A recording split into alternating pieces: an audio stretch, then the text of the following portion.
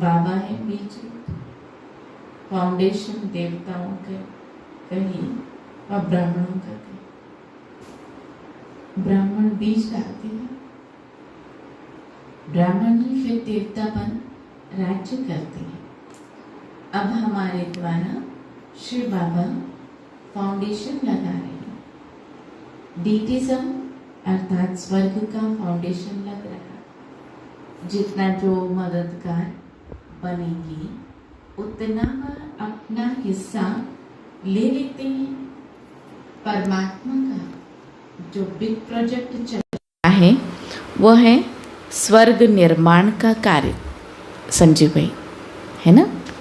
तो उसमें जो मददगार बनते हैं अनिल भाई जी, उतना वह हिस्सा लेंगे, नहीं तो सूर्यवंशी कैसे बने। अभी तुम वह ऊंच प्रारब्ध बना रही हो। हर एक मनुष्य पुरुषार्थ से क्या बनाते हैं? पुरुषार्थ से क्या कह रहे बाबा? प्रारब्ध।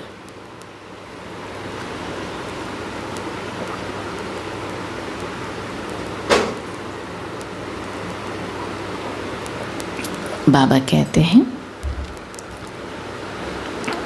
प्रारब्ध बनाने के लिए अच्छा काम किया जाता है, दान पुण्य करना, धर्मशाला आदि बनाना, सब ईश्वर अर्थ ही करते हैं ताकि क्या मिल जाए? पुण्य मिल जाए। क्या मिले सबको? पुण्य मिले। धर्मशालाएं बनाते ताकि वहाँ पर लोग जो आकर के रहे उनको सुकून मिले। वो बाबा कहते हैं सब ईश्वर अर्थ ही करते क्योंकि उनका फल देने वाला तो कौन? एक परमपिता परमात्मा शिव है। तुम अब श्रीमत पर पुरुषार्थ कर रहे हो, बाकी सारी दुनिया मनुष्य मत पर पुरुषार्थ कर रही है। सो भी आसुरी मत है। ईश्वरीय मत के बाद है दैवी मत, फिर हो जाती है आसुरी मत। अब तुम बच्चों को ईश्वरीय मत मिलती है। देखिए बाबा क्या कह रहे हैं, तुम बच्चों को ईश्वरीय मत मिल रही है ना। बाबा मम्मा भी उनकी मत से श्रेष्ठ बनते हैं। कोई मनुष्य देवताओं जैसे श्रेष्ठ हो नहीं सकते। इसलिए बाबा ने आज कहा कि मुझे उन बच्चों की तलाश है जो मेरे मददगार बने। बड़े बड़े आदमियों को जाकर परमात्मा संदेश वो भी यथार्थ सुनाए। ऐसे कुछ आडंबर की बातें सुनाकर आ जाए नहीं। यथार्थ सत्य क्या है उसको समझना बहुत ज़रूरी है। कोई मनुष्य देवताओं जैसे श्रेष्ठ हो नहीं सकते। देवताओं को श्रेष्ठ बनाने वाला कौन? यहाँ तो कोई श्रेष्ठ है नहीं। श्री है ही एक, वही सबसे ऊंचते ऊंच बाप टीचर सतगुरु हैं। वही फिर श्री लक्ष्मी नारायण बनाते हैं। बल राम को भी कहते हैं श्री सीता श्री राम, परंतु उनके पिछाड़ी ऐड हो जाता है क्षत्रिय चंद्रवंशी। वह लक्ष्मी नारायण तो 16 कला संपूर्ण निर्विकारी, मर्यादा, पुरुषोत्तम, अहिंसा, परमो धर्म, यह है महिमा। सूर्यवंशी देवता कुल हुआ और राम सीता 14 कला चंद्रवंशी। 2 कला कम हुई। सो तो होना ही है ज़रूर। मनुष्य यह नहीं जानते हैं कि सृष्टि की गिरती कला होती है। 16 कला से 14 कला हुई तो फिर डिग्रेड हो गए। फिर इस समय तो बिल्कुल ही डिग्रेड हो गए, सारी शक्तियाँ खत्म हो गई। फिर बाबा के ज्ञान और योग से क्या करते हैं, क्या करते हैं, बुद्धि साफ हो जाती है। और फिर योग करने से क्या होता, प्रॉफिट क्या मिलती है प्रदीप भाई? बाबा से मिलती है शक्ति, है ना। बाबा कहते हैं रावण मत को कहा जाता है आसुरी मत, सब पतित हैं, पावन कोई इस पतित दुनिया में नहीं हो सकता। भारतवासी जो पावन थे वही फिर क्या बन गए, पतित बने। फिर उन्हों को ही मैं आकर पावन बनाता हूँ। पतित पावन कृष्ण नहीं गाया जाता, न चरित्र की बात है। पतित पावन एक परमात्मा को ही कहा जाता। पिछाड़ी में सब कहेंगे अहो प्रभु आपकी गतमत, आपकी गतमत न्यारी है। आपकी रचना को कोई नहीं जानते, सो तो अब तुम जान गए हो। यह ज्ञान है बिल्कुल नया। नई चीज़ जब निकलती है तो पहले थोड़ी थोड़ी होती हैं, फिर बढ़ती जाती है। तुम भी पहले एक कोने में पड़े थे, अब देश देशांतर वृद्धि को पाते रहेंगे। राजधानी स्थापन ज़रूर होनी है। मूल बात तो यह सिद्ध करके बतानी है कि गीता का भगवान कौन है। ये संपूर्ण सत्य को समझना ज़रूरी है, क्योंकि ये जो हमने समझ लिया, कौन सी बात, कि इस समय पर परमात्मा आकर के आत्मज्ञान, परमात्मा ज्ञान, गीता का संपूर्ण ज्ञान कौन दे रहे हैं, कौन दे रहे हैं, परमात्मा शिव दे रहे हैं ना। अच्छा, तो परमात्मा शिव ने आके हम सब बच्चों को क्या किया, क्या किया, संपूर्ण ज्ञान सुनाया, है ना, ज्ञान सुनाया। इस ज्ञान के आधार से हम सब बच्चों को ऊंच श्रेष्ठ बनाते हैं। ये गीता ज्ञान हम बच्चों को बहुत ही ऊंचाई में ले जाता है। यह गीता ज्ञान हमें शक्तिशाली बना देता है। ये गीता ज्ञान अनेक जन्मों के पाप को नष्ट कर देता है।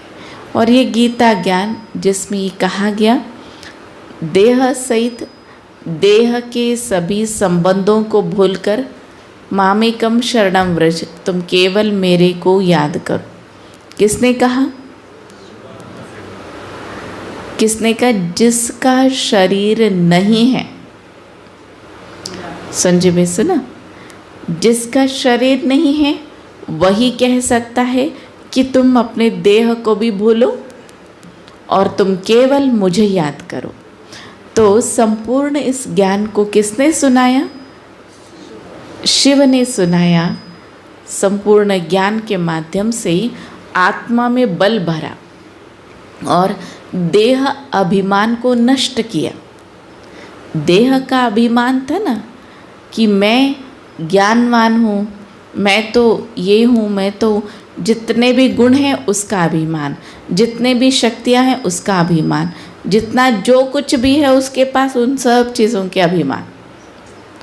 ऐसे में परमात्मा ने आकर के आत्मज्ञान दिया और अभिमान को समाप्त किया। इसलिए गीता का जो ज्ञान है स्वयं निराकार परमपिता ने आके सुनाया, न कि कृष्ण ने। कृष्ण भी इस गीता ज्ञान को सुन करके अपने ऊंच पद को प्राप्त करते हैं। वर्षा परमात्मा पिता बाप ही देंगे, कृष्ण नहीं। लक्ष्मी नारायण भी अपने बच्चों को वर्षा देंगे, यह भी यहाँ के पुरुषार्थ की प्रारब्ध है, मिलती है ना। सत्युग त्रेता में बेहद का वर्षा है, गोल्डन सिल्वर जुबली मनाते हैं। यहाँ तो एक दिन मनाते हैं, हम तो 1250 वर्ष गोल्डन जुबली मनाते हैं।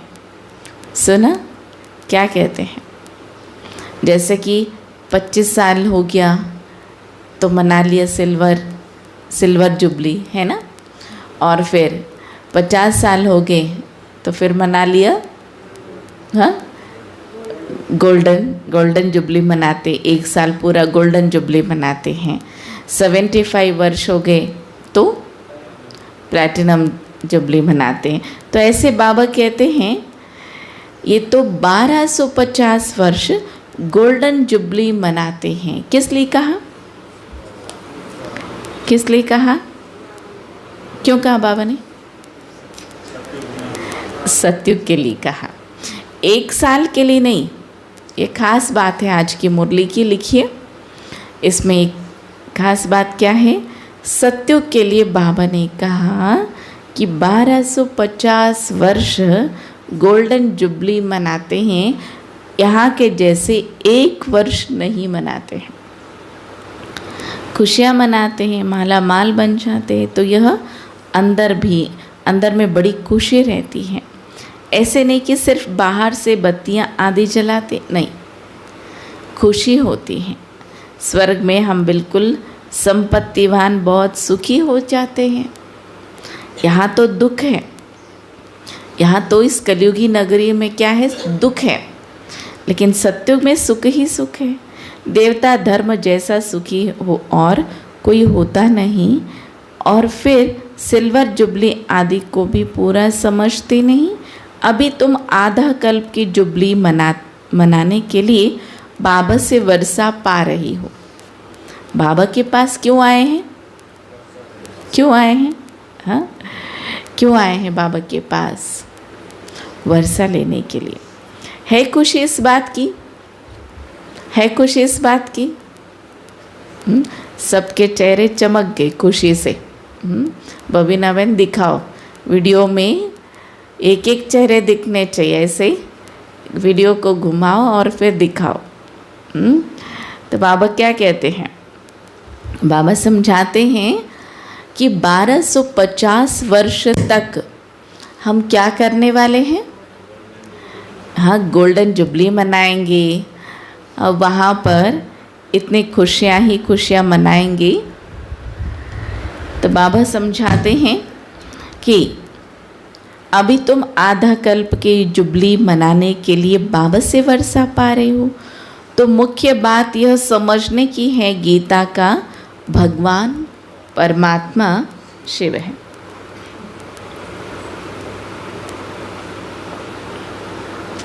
उसने ही राजयोग सिखाया था, सो फिर से अब सिखला रहे हैं। संपूर्ण राजयोग का ज्ञान सीखने के लिए हम बाबा के पास आए हैं। सिखलाते भी तब हैं जब राजा ही है नहीं। प्रजा का प्रजा पर राज्य है। 1-2 की टोपी उतारने में देरी नहीं करते। यहाँ पर क्या है? 1-2 अस्त्रों की टोपी उतारने में देरी नहीं करते। राज्य पद से उतारने में देरी नहीं करते। सेकंड में किसी को मारने में, उड़ाने में देरी नहीं करते हैं। तो बच्चे उनकी मत पर चलने से सुखदाम के मालिक बनेंगे। ऐसे बहुत हैं जो ज्ञान को पूरा धारण नहीं करते, परंतु सेंटर पर आते रहते हैं। अंदर दिल बित करती हैं, एक बच्चा पैदा करते माया की टेम्पटेशन होती है कि शादी कर एक बच्चे का सुख ले लेवे, और गारंटी थोड़ी ही है कि बच्चा सुख ही देगा। 2-4 वर्ष में बच्चा मर जाए तो और ही दुख हो जाता है। आज शादमाना करते हैं, कल चिता पर चढ़ते तो रोना पीटना पड़ता है। यह है ही दुखधाम। देखो खाना भी कैसा खाते हैं। तो बाप समझाते हैं कि बच्चे ऐसे ही आशाएं नहीं रखो, माया बड़ा तूफान में ले आएगी। क्या कहते हैं बाबा? झट विकार में गिरा देगी, फिर आने में भी लज्जा आएगी। सब कहेंगे कुल को कलंकित किया है, तो वर्षा क्या लेंगे? बाबा मम्मा कहते हो तो ब्रह्मा कुमार कुमारियाँ आपस में हो गए भाई बहन। फिर अगर विकारों में गिर पड़ी तो ऐसे कुल कलंकित और ही 100 गुना कड़ी सज़ा खाएंगे तो पद भी भ्रष्ट होगा। कोई विकार में जाते हैं फिर बतलाते नहीं तो बहुत दंड के भागी बन जाते हैं। तो आजकल की जितने भी साकार मुरली हैं ये धारणा की मुरली है। बाबा कहते हैं यहाँ वालों के लिए तो बड़ी कड़ी सज़ा है। ऐसे भी सेंटर्स पर बहुत आते हैं। बाबा समझाते हैं कि ऐसे काम नहीं करो। कहते हो कि हम ईश्वरीय औलाद हैं और फिर विकार में जाना यह तो अपने सत्यानाश करनी है। कहते हो कि हम ईश्वरीय औलाद हैं, इसलिए कोई भी भूल हो तो झट बाबा को बताना चाहिए। जो भी अगर हमसे गलतियां होती हैं तो सबसे पहले बाबा को बताना है। विकार बगैर रह नहीं सकते हो तो यहाँ नहीं आओ तो बेहतर है, नहीं तो वायुमंडल खराब होगा। तो फिर कई बच्चे क्या कहते हैं, बाबा आपके पास नहीं आएंगे तो सुधरेंगे कैसे, इसलिए बच्चे मैं आता हूँ, ऐसे कहते हैं। बाबा कहते हैं तुम्हारे बीच में कोई बगुला व अशुद्ध खाने वाला बैठे तो कितना खराब लगे। इसलिए मधुबन आने के लिए कई सारे नियमों का पालन करके फिर हम तपस्या करके बाबा मिलन के लिए, मधुबन में मिलन के लिए हम जाते हैं।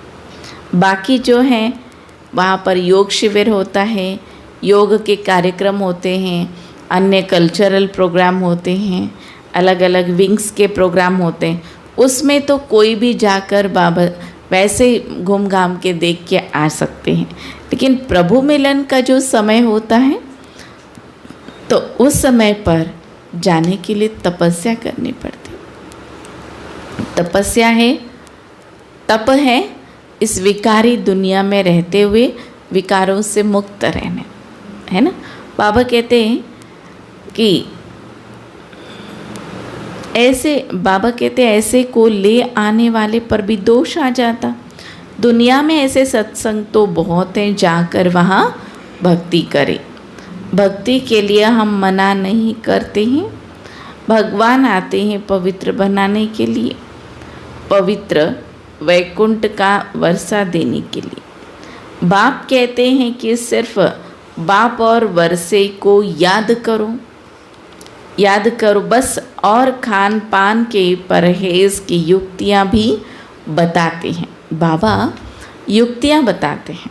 देखिए बाबा क्या कहते हैं, बाबा जो हैं हर चीज़ की युक्तियाँ बताते हैं। परहेज़ के लिए बहुत प्रकार की युक्तियाँ रखते हैं। तबीयत ठीक नहीं है, डॉक्टर ने यह मना किए हैं, तो जैसे समझ लीजिए कोई जगह पर प्याज लहसुन का ही भोजन बनता है, तो बाबा क्या कहते हैं, अगर उस समय पर आपको बहुत अच्छे से अपनी धारणाओं पर चलना है तो आप ये भी बता सकते हो, भाई डॉक्टर ने मुझे मना किया है और फिर तबीयत ठीक नहीं है, हाँ तबीयत ठीक नहीं है, तो फिर क्या करेंगे। तो जो भी सामने वाला व्यक्ति होगा या तो आपको बिना प्याज लहसुन का भोजन देंगे या तो फिर क्या करेंगे, आपको फल दे देंगे। हाँ अच्छा, आप कहते हो तो हम फल ले लेते हैं। अपना बचाव करने के लिए ऐसा कहना कोई झूठ नहीं है। देखिए बाबा झूठ क्या है, युक्ति युक्त क्या है, कैसे हमें रहना है, परिवार में कैसे रहना है, कि व्यवहार में हमारा कैसे होने चाहिए, हर एक चीज़ सिखा रहे। बाबा मना नहीं करते हैं। ऐसे बच्चों की तलाश में बाबा हैं जो बिल्कुल मीठे हो, कोई पुराना स्वभाव नहीं होना चाहिए। तो देखिए भगवान को तलाश है उन बच्चों की जो मीठे हो, कोई पुराना स्वभाव नहीं होना चाहिए, सर्विसेबल हो, वफादार हो, फरमान बरदार हो। तो ऐसे बच्चों की तलाश बाबा को है।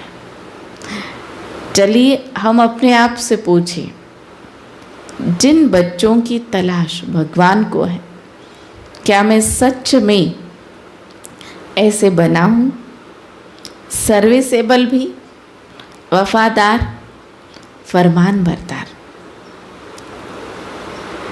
अच्छा, मीठे मीठे सीखी लदे बच्चों प्रति माता पिता बाप दादा का याद प्यार और गुड मॉर्निंग। रूहानी बाप की रूहानी बच्चों को नमस्ते। हम रूहानी बच्चों की रूहानी बाप दादा को नमस्ते नमस्ते नमस्ते। बाबा गुड मॉर्निंग।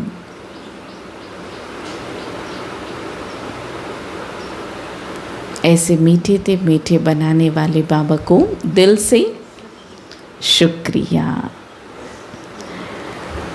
अच्छा, तो बाबा क्या कहते हैं आज बच्चों को धारणा के लिए?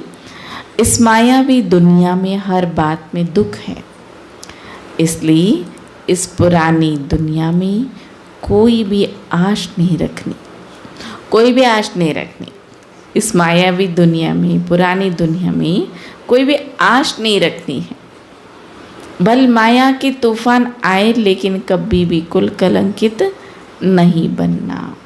खान पान की बहुत परहेज रखनी। पार्टी आदि में जाते हो बहुत युक्ति से चलना है, युक्ति युक्त होकर के चलना है। वरदान है, बुराई में भी बुराई को न देख। क्या कह रहे बाबा? बुराई में भी बुराई को न देख, अच्छाई का पाठ पढ़ने वाले, अच्छाई का पाठ पढ़ने वाले अनुभवी मूर्त भव, अनुभवी मूर्त भव। विस्तार, चाहे सारी बात बुरी हो लेकिन उसमें भी एक दो अच्छाई ज़रूर होती है। पाठ पढ़ने की अच्छाई तो हर बात में समाई हुई है, क्योंकि हर बात अनुभवी बनाने के निमित्त बनती है। धीरज का पाठ पढ़ा देती है। दूसरा आवेश कर रहा है और आप उस समय धीरज व सहनशील का पाठ पढ़ रहे हो, इसलिए कहते हैं जो हो रहा है वह अच्छा, जो होना है वह और अच्छा। अच्छाई उठाने की सिर्फ बुद्धि चाहिए। बुराई को न देख अच्छाई उठा लो तो नंबर 1 बन जाएंगे, है ना।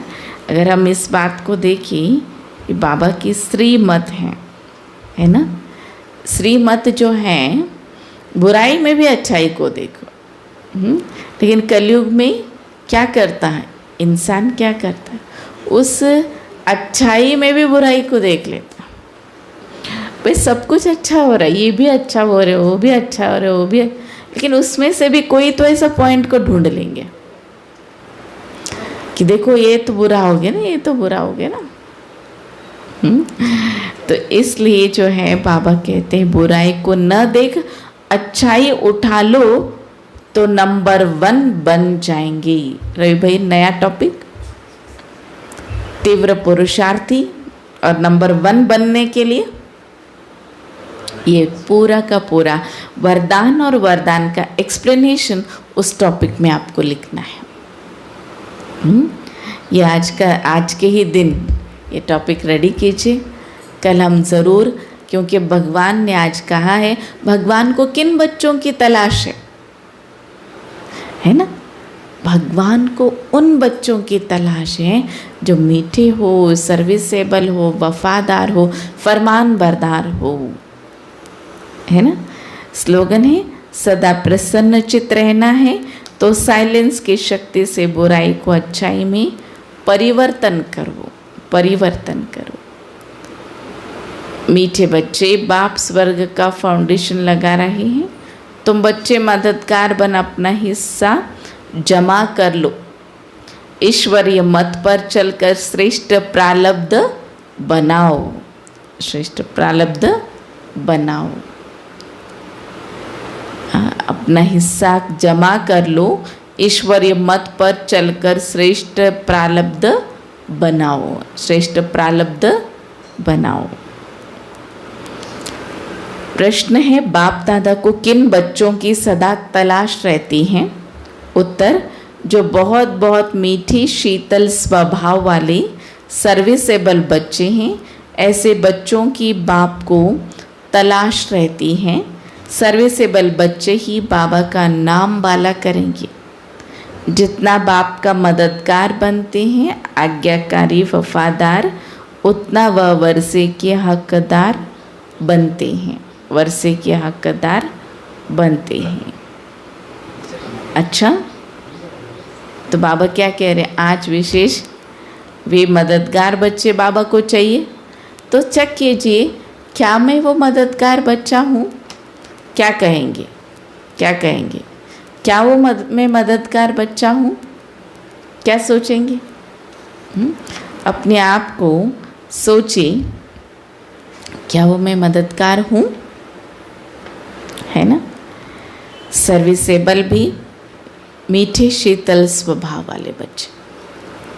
अच्छा, आज का मनन चिंतन केवल आज के ही दिन नहीं करना है, लेकिन आज से इस कार्यक्रम को प्रारंभ करना है। जैसे कल से हम लोगों ने प्रारंभ किया है, कौन सा कार्य? अच्छा, डॉक्टर साहब आए हैं, डॉक्टर सुरजीत जी। मैं एक बात डिस्कशन कर रही हूँ। जैसे आजकल एक जगह मेरा जाना हुआ था, वहाँ पर उनसे मिलने के लिए नीचे ही बैठना होता था। आजकल तो सिस्टम बना हुआ है, हम कुर्सियों पे बैठते हैं। मैं मानती हूँ कुछ लोगों का शरीर चलता ही नहीं है, इसलिए वे नहीं बैठ पाते हैं, उनके लिए तो अनिवार्य है। लेकिन जिनका चलता है वो भी फिर कुर्सी पे ही बैठ जाते हैं। फिर हम क्या करते, शरीर हमारा उसके कम से कम हम 1.5 घंटा शांति से अखंड हो करके नीचे बैठ जाए। अखंड में इसलिए कह रही हूँ ताकि हमारा जो शरीर है, जो भी भाई बहन हैं, हम सब भी बिल्कुल ऐसा रेडी हो करके बैठ जाए, ताकि हम अपने पुरुषार्थ में, क्योंकि आज बाबा ने किन बच्चों की तलाश बताइए? कौन से बच्चे चाहिए बाबा को?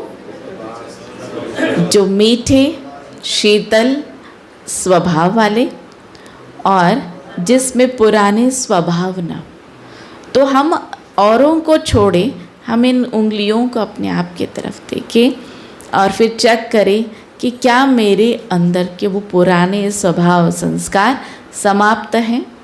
दूसरी बात, बुराई में भी अच्छाई को ढूंढने का प्रयास, ऐसा वो चश्मा हमें पहनना है। अच्छा, ओम शांति। आज विशेष हमने संकल्प लिया है 21 जून से अब लगातार हम योगा क्लासेस भी हम रोज़ करने वाले हैं, एक्सरसाइज करने वाले हैं। तो अभी हमारे बीच में डॉक्टर सुरजीत जी आएंगे और यहाँ पर एक्सरसाइज कराएंगे। और साथ ही साथ भाई साहब की खासियत है, बताते भी हैं कि कौन सा एक्सरसाइज करने से कौन कौन से लाभ हैं। तो अच्छा है, इस एक्टिविटीज़ के माध्यम से सब लोग जो है एनर्जेटिक भी बन जाते हैं। और जिनके पास समय है, जो सुबह एक्सरसाइज करके ही आए हैं, तो वे बाबा रूम में बैठ के योग करके भी जा सकते हैं।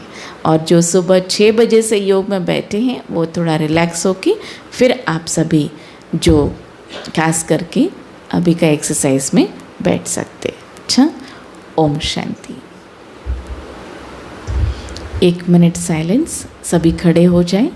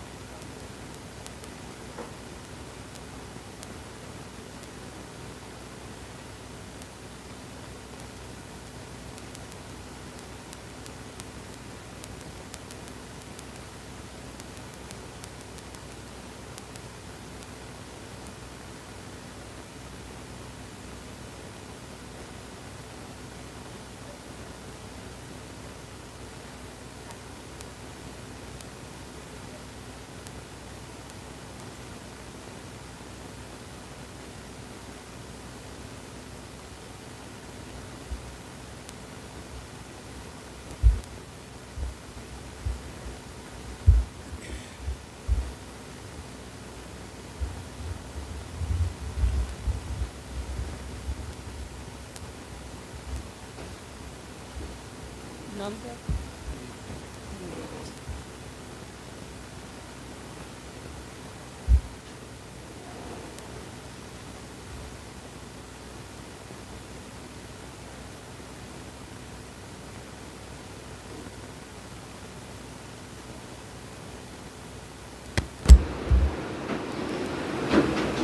ओम शांति। अभी अभी दीदी ने बताया कि हम नीचे बैठना तो भूल ही गए। तो हम डेली के अभ्यास में सुखासन में बैठना जरूर आरंभ करें।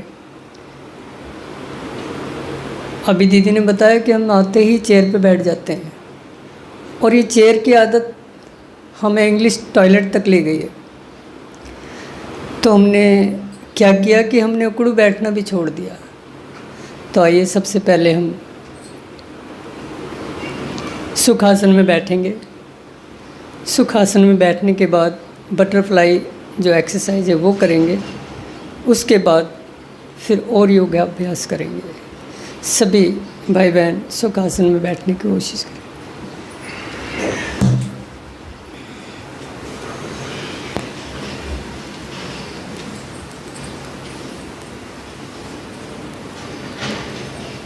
सुखासन में बैठते हुए हम सभी अभी कोरोना काल में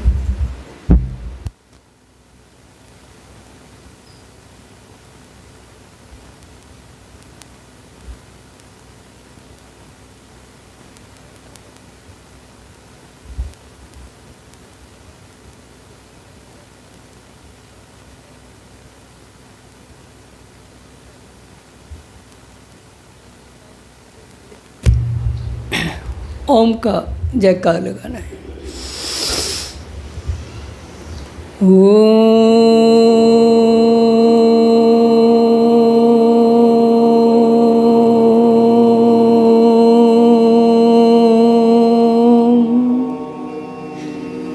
एक बार फिर से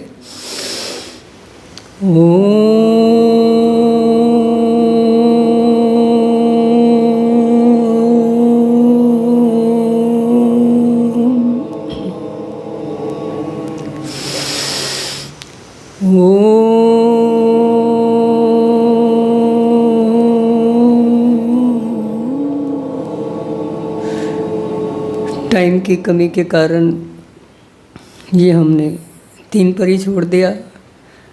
आप घर में बैठ के कोशिश करें, खाली पेट 2 घंटा पहले या खाना खाने के 2 घंटा बाद हम सभी योगा स्टेप्स कर सकते हैं। तो घर में इसका अभ्यास ज़्यादा से ज़्यादा करें। यह हमारी लंग्स को मजबूती देता है, हेड को ब्लड सर्कुलेशन तुरंत पहुंचाता है, हमारा हार्ट सर्कुलेशन बिल्कुल ठीक चलता है, हार्ट बीट ठीक नियंत्रण हो जाती है। तो अभी हम कोशिश करते हैं उकड़ू बैठने की। जो बहन भाई रियल में बैठ सकते हैं वो बैठें, और जो नहीं बैठ सकते वो सिर्फ कोशिश करें। देखो हम जब इस तरीके से बैठते हैं ना, फ्लश में भी बैठते हैं, तो हमारा शेड्यूल पास्ट बहुत जल्दी होने लगता है। अब हमने ऐसा बैठना छोड़ दिया तो हमें कॉन्स्टिपेशन की प्रॉब्लम होने लग गई, कब्ज़ की प्रॉब्लम होने लग गई। तो हमें कब्ज़ से निजात उकड़ू बैठना भी सिखाएगा। अब बैठ के दिखाओ बहन जी। अच्छा, घुटने नहीं बैठने देते, पर धीरे धीरे करोगे कोशिश तो ये बोल देंगे बैठ सकते हो। तो इस तरीके से हमें ज़रूर बैठना है। अभी जो बहन भाई बैठ चुके हैं बहुत ही मैं कहूँगा खुश नसीब है जो बैठ रहे हैं, नहीं तो घुटने बैठने नहीं देते हैं। ठीक है, अब इसके बाद हम करेंगे सुप्त पवन मुक्तासन। सुप्त पवन मुक्तासन हमारे जो डाइजेस्ट सिस्टम है को स्ट्रॉन्ग बनाता है, और हमारी पेट में जो गैस वैस बनती है ना, वो भी पास होने लग जाती है।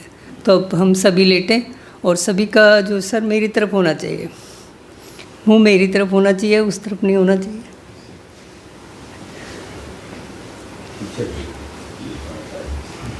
हाँ जी।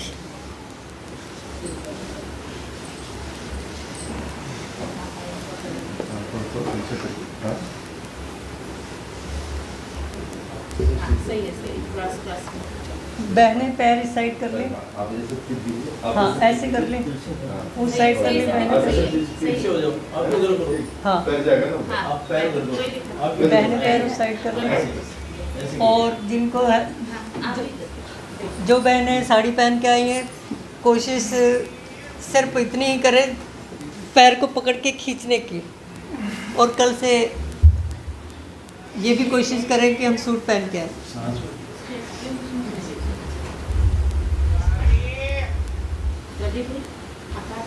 राइट पैर से स्टार्ट करें, लेफ्ट पे छोड़ें। अब इसको थोड़ा दबा के रखें, जो कि हमारे छोटी आंत बड़ी आंत जिस पे दबाव पड़े, और हमें जो गैस्ट्रिक की फाउंडेशन जो दिक्कत हो रही है उसमें आराम आ पाए। फिर से लेफ्ट,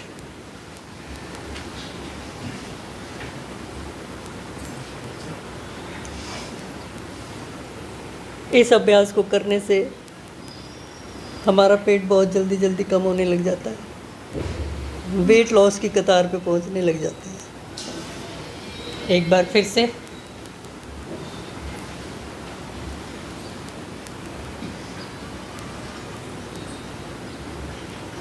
और अभी अभी संदीप जी का नाम पूछा था, वो इस योगाभ्यास को बहुत अच्छे से देखे।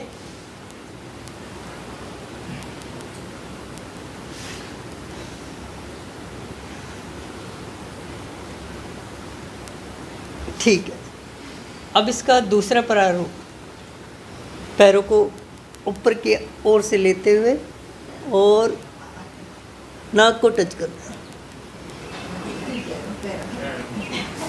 कोशिश करें, सभी का नहीं जाएगा, सिर्फ कोशिश करनी है।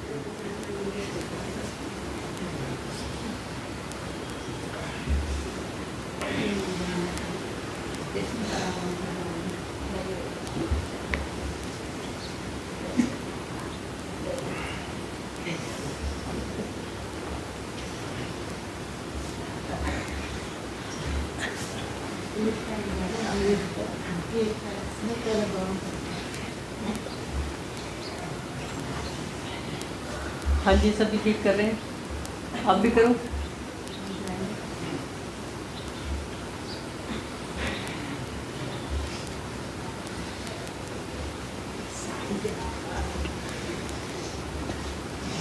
अब जो इस पैरों को फोल्ड करो, हाथों की ग्रिप में घुटनों को लाओ और पेट की तरफ दबाते हुए गर्दन को उठा के नी से टच करना है, घुटनों से टच करते हुए 10 सेकंड का होल्ड, सांस मध्यम में।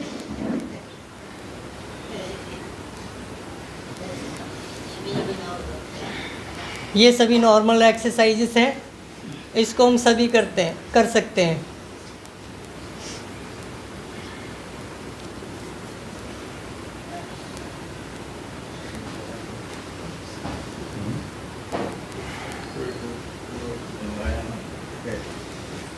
शुरू में 5-5 से शुरू करें और बढ़ाते चले जाएं, बाद में जैसे जैसे टाइम बढ़ता है। 3 दिन के बाद हम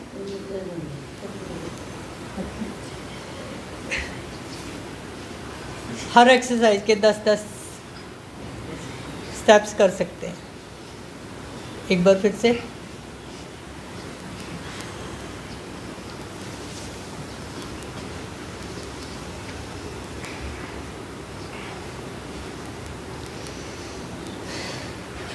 दूसरा अभ्यास हम करेंगे cycling.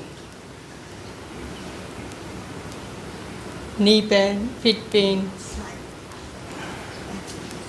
Lower back pain, thigh post,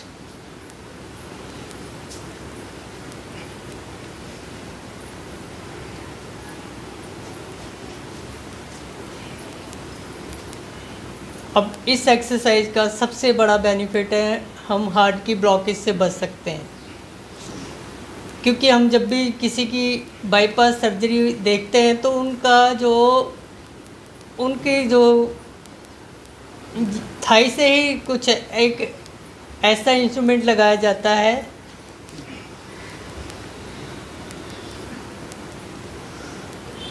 और वो ब्लॉकेज खुल जाती है।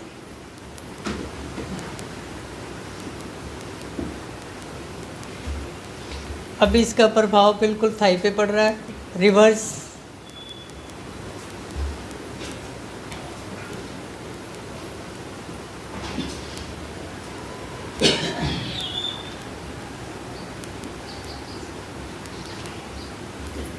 स्टॉप। नी चेस्ट करेंगे,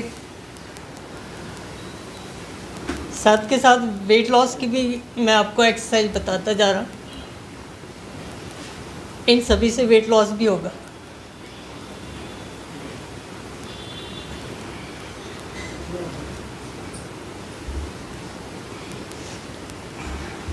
सही कर रहे हो डॉक्टर साहब, बिल्कुल ठीक है।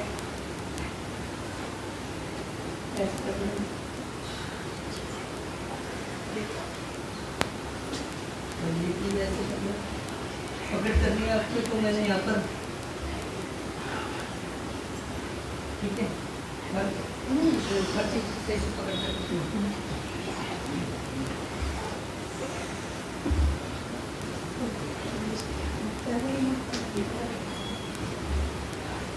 हाँ जी बिल्कुल ठीक चल रहा।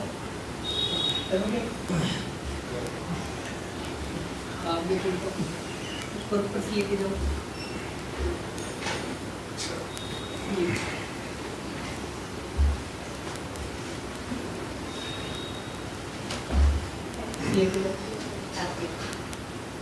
अपनी जो ये पैरों का शुगर है वो ठीक हो जाएगा।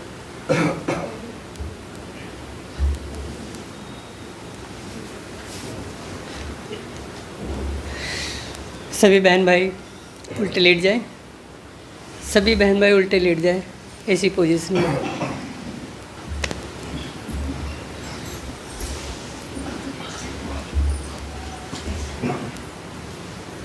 भुजंगासन। भुजंगासन जो हमारी भुजाओं को भी ताकत देते हैं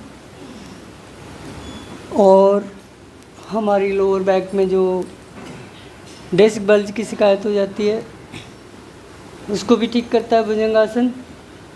और इसका नाम भुजंगासन दिया गया है तो ये भुजा से लेके जांघों तक में एक प्रभाव अपना छोड़ता है, शक्तिशाली बनाता है।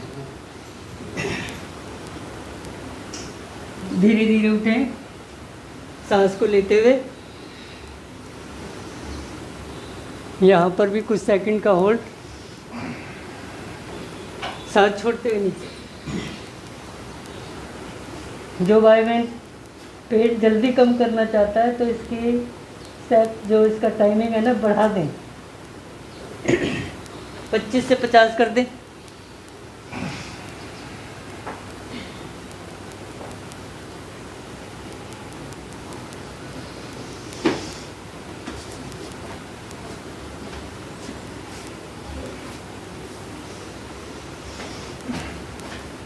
कुछ सेकंड का होल्ड करते हुए फिर डाउन में आए। पेट की नसों की स्ट्रेचिंग होगी तभी हम लाभ उठा सकते हैं।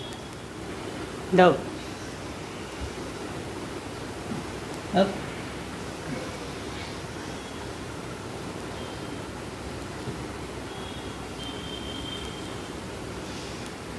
थके तो नहीं?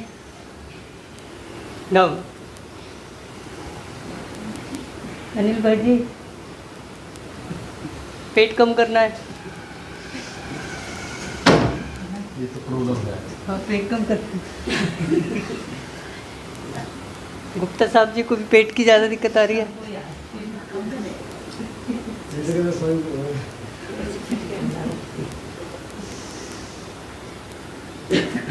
इस आसन में कोई मतलब ज़्यादा डिफिकल्ट नहीं है। हम इसको भी 25 से 50 करेंगे तो रियल में 15 दिन में हमारा पेट काफ़ी कम हो जाएगा। डाउन। जब हम थक जाते हैं तो इस तरीके से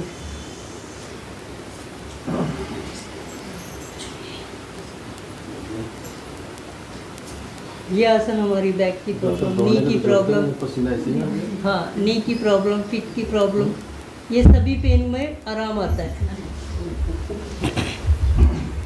एक एक पैर करें।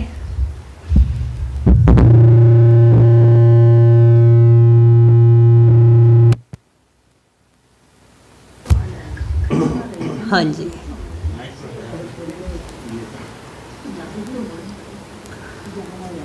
अभी देखो बॉडी में कितना आप एक आराम महसूस कर रहे हैं। मुझे खुद को ऐसा लग रहा है।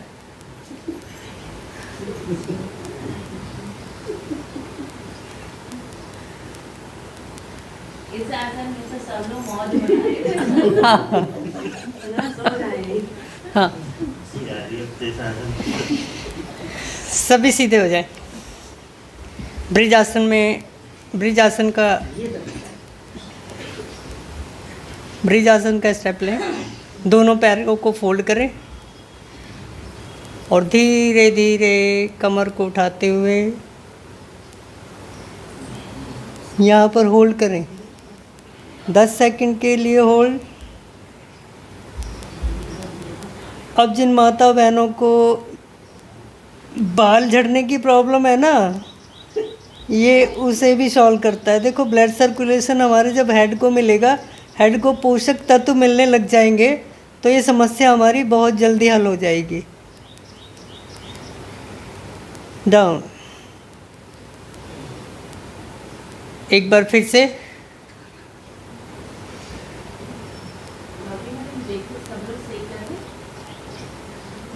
डाउन। एक बार फिर से।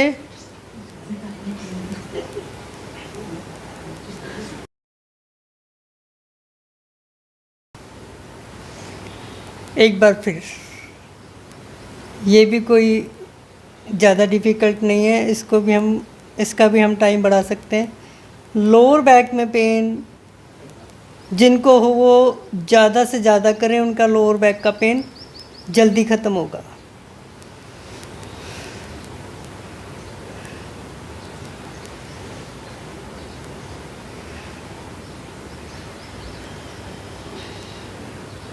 Down, hold. मरकट आसन। गर्दन को हम अपोजिट घुमाना है। पैर अगर हमारे इस साइड जाएंगे तो गर्दन उसके अपोजिट जाएगी।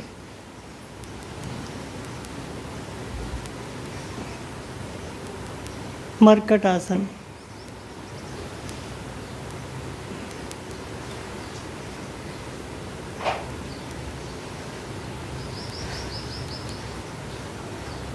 सभी ये देखें कि इस एक्सरसाइज का प्रभाव कहाँ जा रहा है। इस एक्सरसाइज का प्रभाव सीधा किडनियों पे पड़ता है। जब हम पैरों को घुमाते हैं तो हमारी किडनी सुचारू रूप से काम करने लग जाती हैं।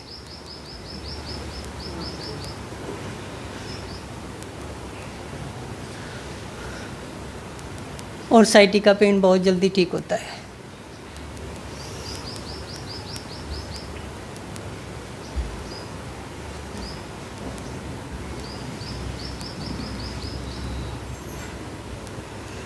करते रहें।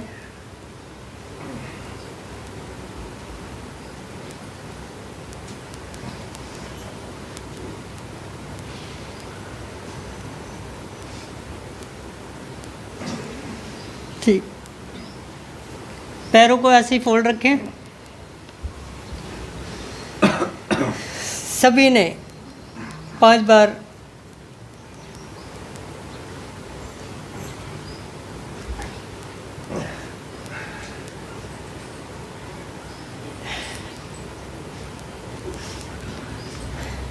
अब इसको करने से जो हमारे नाभि के ऊपरले हिस्से में गैस रुकती है या स्वेलिंग हो जाती है, वो स्वेलिंग भी हट जाती है और गैस का जो पेन होता है वो भी ख़त्म हो जाता है। तो इसका भी निरंतर अभ्यास करें।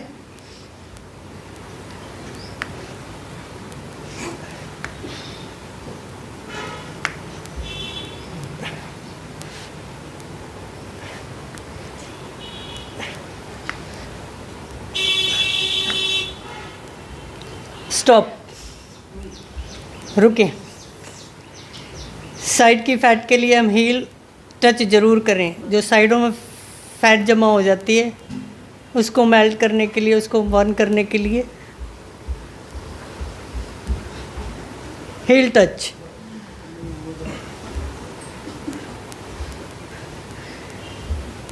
डायबिटीज पेशेंट को ये एक्सरसाइज बहुत ही अच्छी है,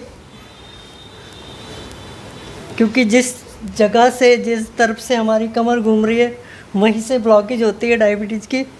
तो इस आसन को करने से डायबिटीज़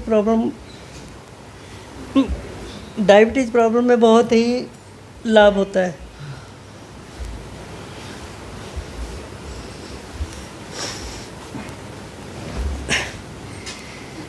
स्टॉप। अब सभी हम एक बार फिर से उल्टे लेट जाएं।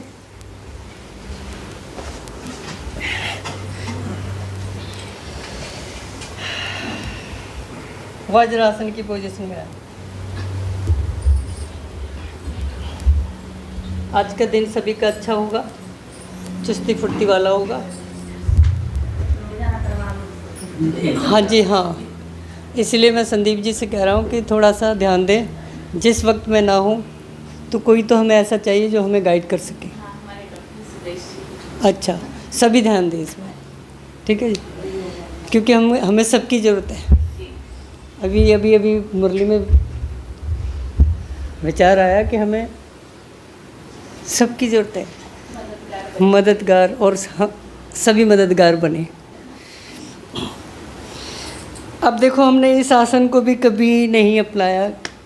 अगर इसमें बैठ जाए तो हम उकड़ू भी बैठ सकते हैं। खाना खाने के तुरंत बाद इस आसन को किया जा सकता है। खाना जल्दी हजम होता है, बॉडी में ब्लड जल्दी बनने लग जाता है। जो एनीमिया, खून की कमी, वो जल्दी पूरी होने लग जाती है। और कोशिश करें रात को खाना खाने के बाद थोड़ा सा गुड़ ज़रूर खाएं, जो कि फटाफट डाइजेस्ट हो।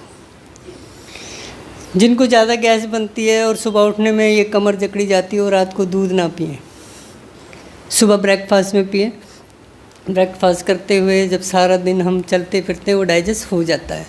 रात को सोने के बाद वो डाइजेस्ट नहीं होता, भारी होता है, फिर हमें सुबह उठना भी मुश्किल कर देता है। हमारी नींद इतनी तेज़ हो जाती है कि सुबह उठा नहीं जाता। तो अभी सभी चाइल्ड पोज बाल आसन में आ जाए। हाँ, कुछ सेकंड का होल्ड। हाथों को खींच के रखिए। जितना हाथों को खींच के रखोगे,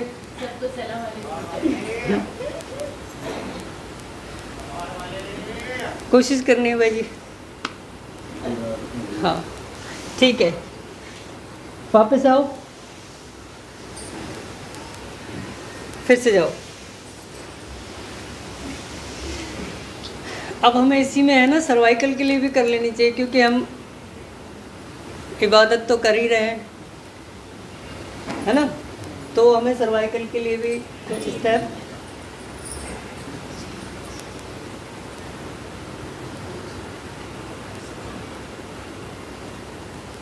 धीरे धीरे गर्दन को कंधे से सटाने की कोशिश करें, बिल्कुल कंधे के सामने लेके आने की कोशिश करें।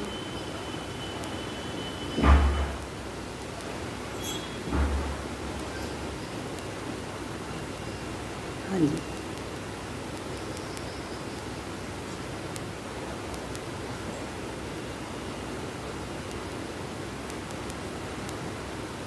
अब इसी के साथ साथ हम कर लेते हैं अनुलोम विलोम। ऐसे करें। हाँ जी, सांस को अंदर खींचे, अंगूठे को टच करें, दूसरी साइड से सांस को बाहर छोड़ दें। साइनस जिनको है वो डेली करें। जिनकी नाक की हड्डी बढ़ गई है वो भी डेली करें। नाक की हड्डी नहीं बढ़ती है, नाक का मांसपेशी बढ़ जाती है, चर्बी बढ़ जाती है। अब जब हम इस तरीके से नाक में हीट बनाते हैं अनुलोम विलोम करके, तो वो गर्मी से पिघलने लग जाती है।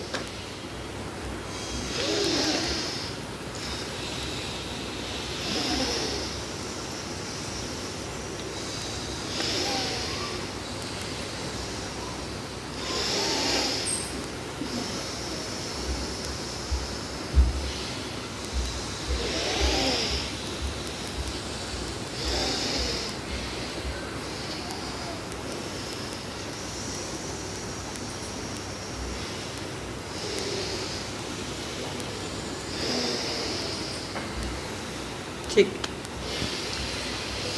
अब इसी पोजीशन में हम कर लेते हैं कपालभाति। तो चौकड़ी तो सबसे मारी नहीं जाएगी, या जिनको सुखासन में बैठना है वो सुखासन में कर सकता है। वैसे जो कपालभाति होती है इस पोजीशन में बहुत अच्छी होती है।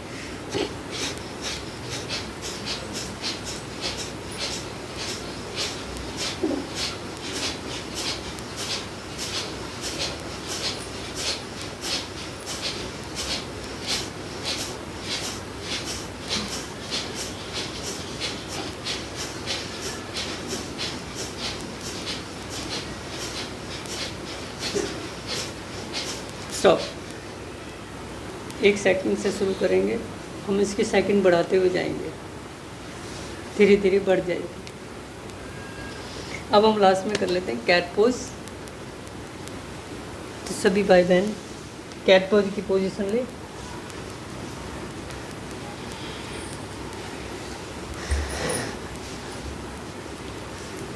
गर्दन को ऊपर, कमर को अंदर करते हुए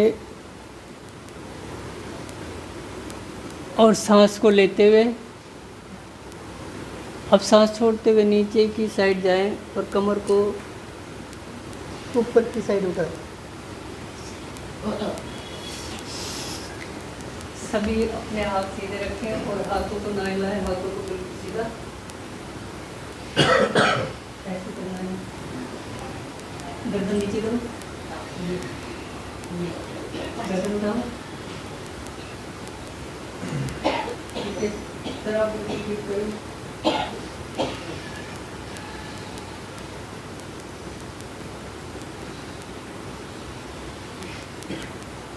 पैर आगे लाओ, पैर आगे लो,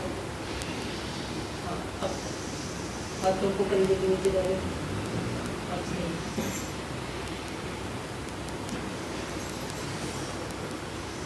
आप हाथों को फोल्ड ना करें, हाथों को कंधे के नीचे रखें दोनों को। अब इस जगह को छोड़ना नहीं है, अब इस जगह पे बनेगा ना, बिल्कुल आगे कुछ नहीं होना।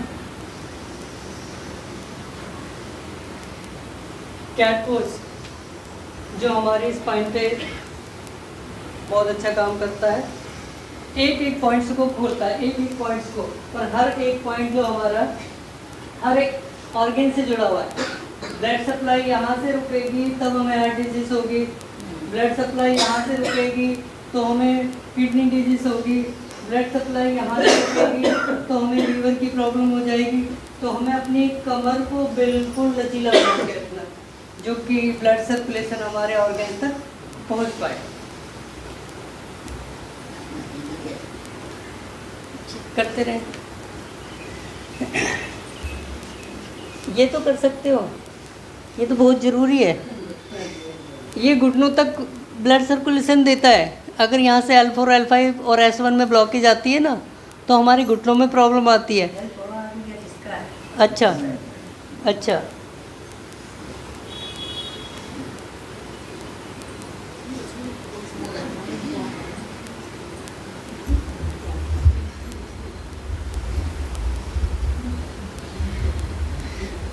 ज़्यादा से ज़्यादा हम ये भी कर सकते हैं, और जितना ज़्यादा करेंगे तो सारी एक्सरसाइज जितनी भी हमने योगासन किए हैं उन योगासन से बहुत ही अच्छा आसन है ये, इसमें हम थक भी नहीं रहे।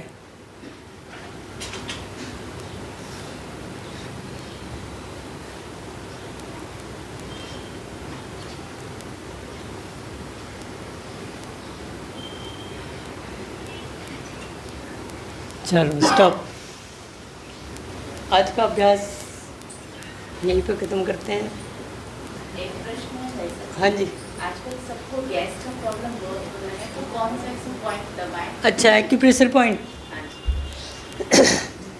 गैस्ट्रिक के लिए ये पॉइंट दबाएं।